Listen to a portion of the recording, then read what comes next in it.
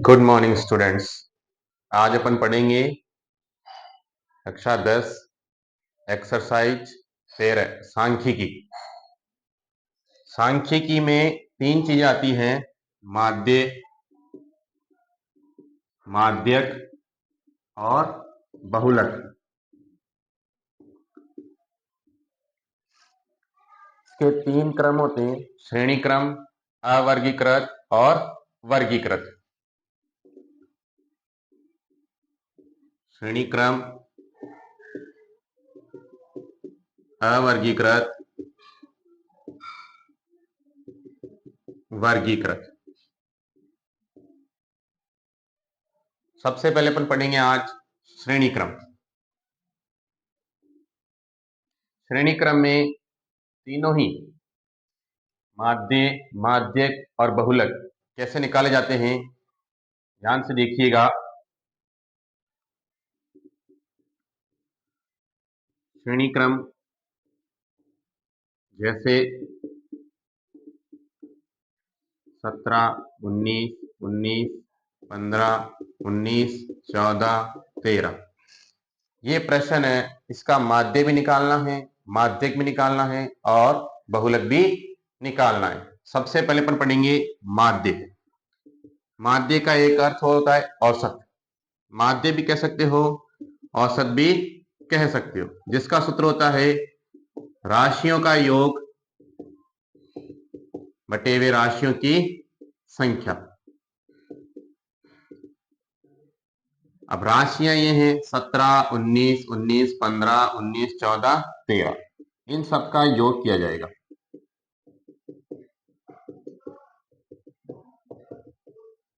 फिर आया राशियों की संख्या, 1, 2, 3, 4, 5, 6, 7।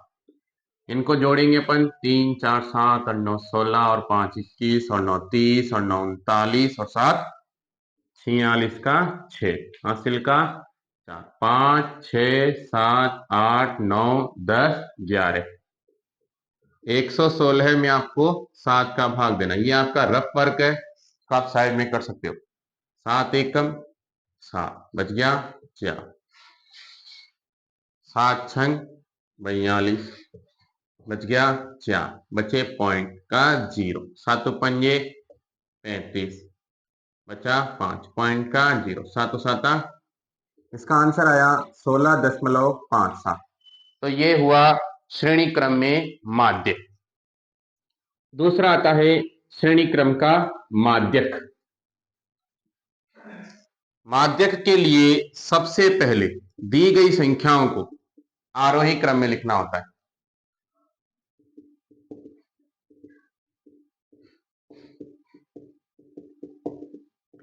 आरोही क्रम, सबसे छोटी संख्या, फिर उससे बड़ी, फिर उससे बड़ी, फिर सबसे बड़ी। 13, 14, फिर 15, इसके बाद 17, फिर 19, फिर 19, फिर 19। तो सबसे पहले अपन ने माध्यक के लिए दी गई संख्याओं को आरोही क्रम में लिखा है। अब माध्यक, जैसा कि नाम से स्पष्ट है, मध्य का अंक, तो इधर से भी 3 अंक छोड़ दीजिए, इधर से भी 3 संख्याएं छोड़ दीजिए। मध्य में आ रहा है 17, इसका माध्यक हो गया 17। अगर मध्य में 2 संख्याएं आ जाती है, यदि मध्य में 2 संख्याएं आ जाती है, तो दोनों को जोड़ के उसका आधा कर दिया जाता है। इसके बाद तीसरा आता है बहुलक। बहुलक जैसा कि बहुत ही आसान है, जो संख्या सबसे ज्यादा बार है वही बहुलक होगी। इसमें बहुलक होगा 19। तो यह है श्रेणी क्रम में माध्य, माध्यक और बहुलक निकालना। श्रेणी क्रम में एक प्रश्न ऐसा आता है परीक्षा में कई बार, जिसमें अपन को माध्य पहले दे दिया जाता है, उसमें x का मान निकाला जाता है। जैसे अपन को दे दिया कि माध्य 18 है और प्रश्न ये है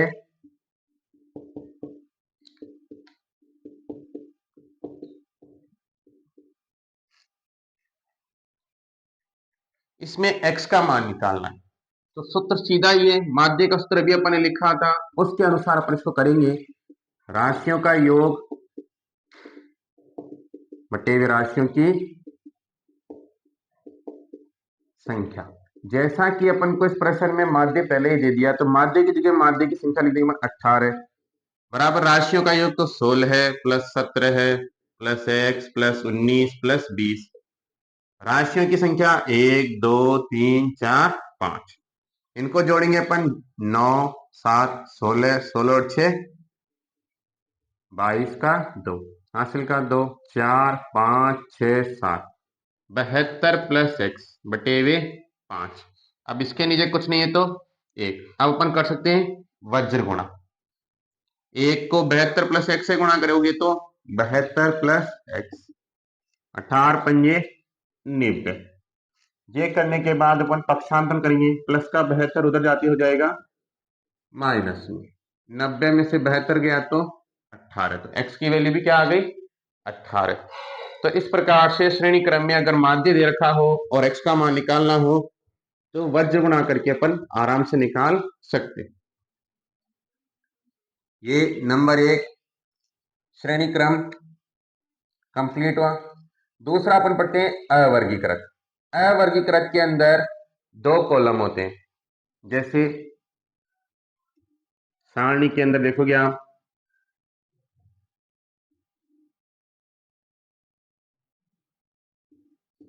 बच्चों की संख्या, और इसमें अपन लिख सकते हैं वस्तुएं, जो इनको वस्तुएं दी।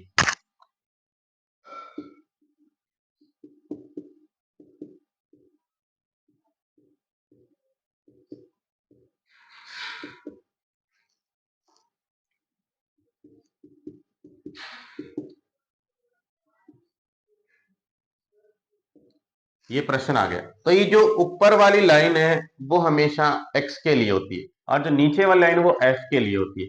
इसको अपन x समझेंगे, इसको अपन f समझेंगे। इसको सबसे पहले ऊर्ध्वाधर रूप खड़े रूप में लिख देंगे।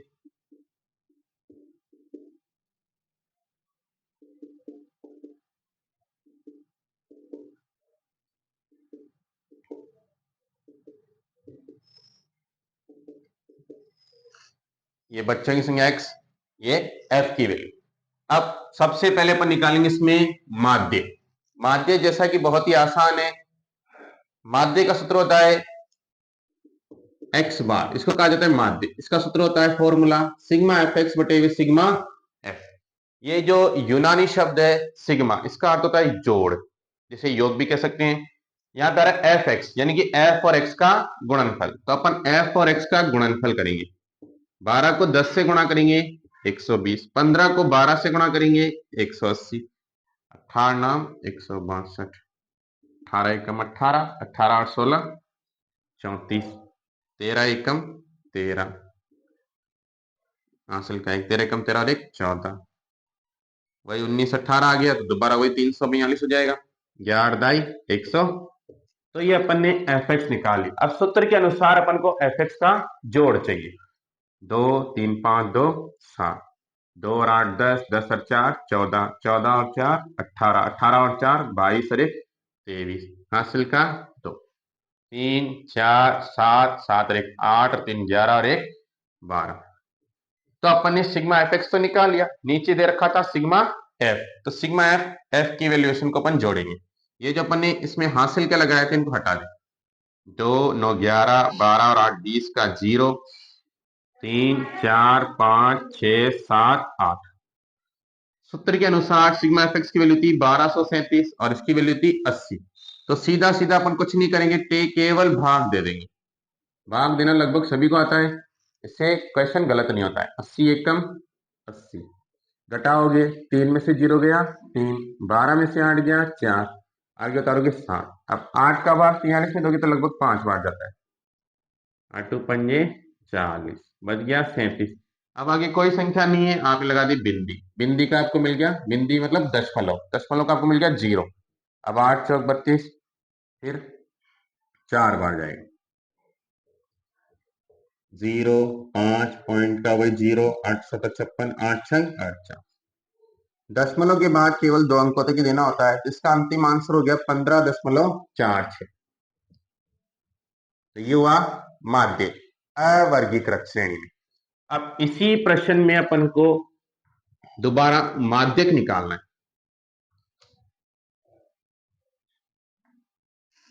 देखिए माध्य बहुत ज्यादा आसान था, अपन ने इस प्रश्न को ऊर्ध्वाधर रूप में लिखा, फिर x फिर एफ एक्स किया और सिग्मा एफ एक्स में सिग्मा एफ का भाग दिया तो माध्य प्राप्त हुआ। अब माध्यक के लिए प्रश्न में अपन को माध्यक निकालना है, तो इस प्रश्न में x के मान को आरोही क्रम में लिखना होता है। तो ये x का मान है, इसको आपको आरोही क्रम में लिखना है। तो सबसे छोटी संख्या इसमें थी 11, इसको पहले लिखना है, फिर इसके बाद थी 12, फिर इसके बाद 13 है, फिर इसके बाद 15 है, फिर इसके बाद 18 है, फिर इसके बाद 19। तो कहने का अर्थ है माध्यक में तो जैसा अपन करते आ रहे कोई दिक्कत नहीं है, लेकिन माध्यक निकालना हो तो x की वैल्यू आरोही क्रम में होनी चाहिए, क्योंकि माध्यक का अर्थ है मध्यकांक। मध्यकांक कब आएगा? जब क्रमानुसार संख्याएं लिखी हुई होंगी। माध्यक में अगर आपको प्रश्न सारणी में दे रखा होता है तो अपन f के साथ निकालते हैं CF। CF का अर्थ होता है संचयी बारंबारता। आप सभी को मालूम है संचय का अर्थ होता है इकट्ठा करना, यानी कि बारंबारता को इकट्ठे करते हुए जाना है। तो ये 10 का 10, 10 में आगे आपको क्या जोड़ना है? 20। 10 और 20 सॉरी 10 और 10 20, 20 और 11 है 31, 31 में 12 जोड़ोगे आप 43, 43 में 19 जोड़ोगे 62, 62 में 18 जोड़ोगे 80। तो ये जो आपके पास 80 आया, लास्ट की जो संख्या आई वो f का योग होता है और इसको n से लिखा जाता है। किससे लिखा जाता है? तो n की वैल्यू आपके पास 80 आ चुकी। अब अपन को इसके बाद n बटा 2 करना होता है, 80 बटे 2 जो कि हुआ 40। अब इसके बाद अपन को कुछ नहीं करना है, आपको देखना है कि n बटा 2 यानी कि 40 से बड़ी CF कौन सी है। तो आप जान सकते 40 से बड़ी CF है 43, इसको अंडरलाइन कर लें। अब जैसा कि इसमें अपन वर्ग अंतराल का सूत्र नहीं लगा सकते क्योंकि प्रश्न वर्ग अंतराल वाला नहीं था, तो 43 के सामने जो x का मान है वही आपका माध्यक है, इसका माध्यक हो जाएगा 15। जिसको आपने अंडरलाइन किया उसके सामने जो x का मान होता है वही माध्यक होगा 15, और माध्य माध्यक बहुलक वो x के मान के आसपास ही होते हैं। फिर आता है इसमें बहुलक, बहुलक जो कि बहुत ही ज्यादा आसान है। इससे पहले अपन ने जो श्रेणी क्रम किया था उसमें जो संख्या सबसे ज्यादा बार थी वो बहुलक था, लेकिन अभी प्रश्न सारणी में है तो बहुलक निकालने के लिए सबसे ज्यादा बारंबार था, यानी f की वैल्यू लिखी जाती। तो f की वैल्यू इसमें सबसे ज्यादा 19 थी, तो ये 19 अपना आंसर नहीं है, इसके सामने जो x का मान है वो अपना आंसर है, इसका बहुलक हो गया 18। अब ये अवर्गीकृत हो गया। तीसरा आता है वर्गीकृत, जो अगले वीडियो में बताया जाएगा।